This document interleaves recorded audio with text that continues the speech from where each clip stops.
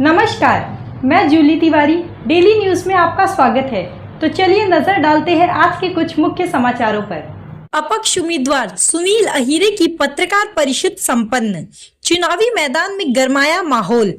अंबरनाथ शहर के चर्चित और प्रतिष्ठित चेहरे सुनील अहीरे, जिन्हें अंबरनाथ शहर का हर व्यक्ति पहचानता है।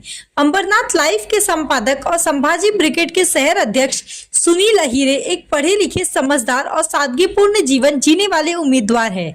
इस बार उन्होंने 140 अनुसूचित जाति के लिए अपक्ष उम्मीदवार के रूप में चुनाव में कदम रखा है और शहरवासियों ने उन्हें शुभकामनाएं देते हुए उनके प्रति समर्थन व्यक्त किया है। हाल ही में सुनील अहीरे ने अंबरनाथ चुनाव आयोग को एक लिखित पत्र सौंपा, जिसमें उन्होंने उबाठा के उम्मीदवार राजेश वानखेड़े पर संपत्ति की जानकारी छुपाने का गंभीर आरोप लगाया।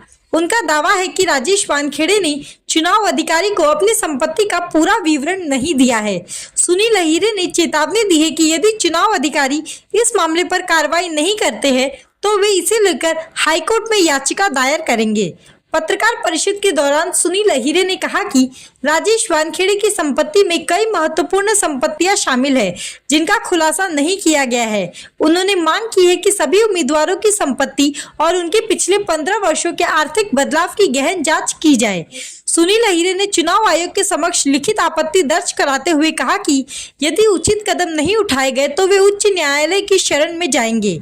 दूसरी ओर जब पत्रकारों ने राजेश वानखेड़े से इन आरोपों के बारे में सवाल किया तो उन्होंने संविधान का हवाला देते हुए कहा कि प्रत्येक नागरिक को बोलने का अधिकार है और वे चुनाव अधिकारी को सभी आवश्यक जानकारी प्रदान करेंगे। राजेश वानखेड़े ने यह भी कहा कि चुनाव प्रक्रिया और नियमों का पालन करते हुए सही समय पर जवाब देंगे।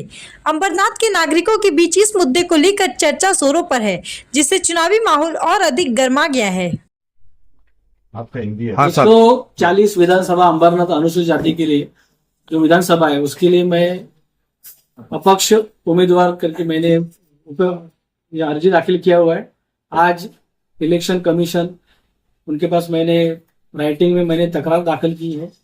राजेश वानखेड़े जो उबाटा के जो उम्मीदवार है उन्होंने जो सत्य प्रतिज्ञा पत्र दिया है, एफिडेविट जो दिया है इलेक्शन कमीशन को, उसमें उन्होंने बहुत सारी बातें छुपाई है।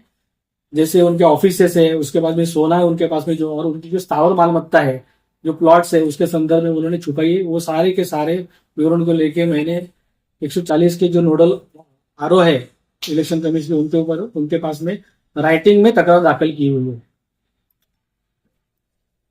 तो कल आप उसके बारे में ऑब्जेक्शन देंगे?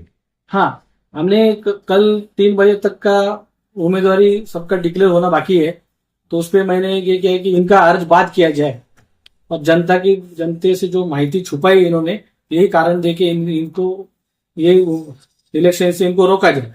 और अगर बात नहीं हुआ तो क्या करें? हम हाईकोर्ट में पिटीशन दाखिल करेंगे इलेक्शन कमीशन ने अगर हमको न्याय नहीं दिया। माझ्यावर आरोप केलेले आहेत एका उमेदवारांनी।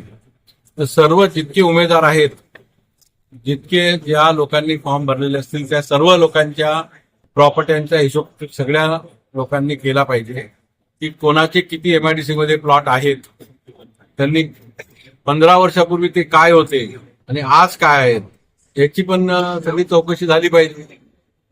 ते मी सुद्धा ते पत्र उद्या देणार आहे निवडणूक आयुक्तांना,